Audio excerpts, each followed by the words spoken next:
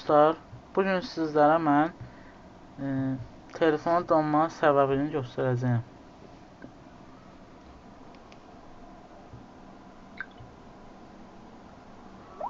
Giririk ayarlara.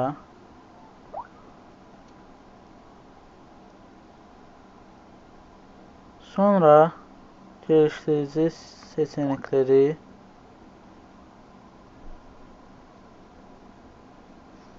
pencere animasyon.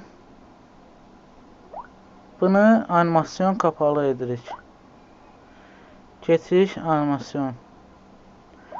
Bunu da animasyon kapalı edirik. Animator süre ölçeği. Bunu da animasyon kapalı edirik. Sonra arka plan işlemleri.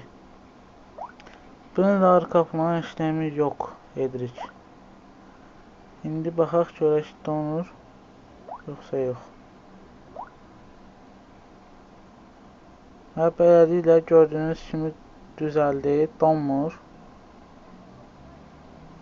Sağ olun, abunə olmağı unutmayın.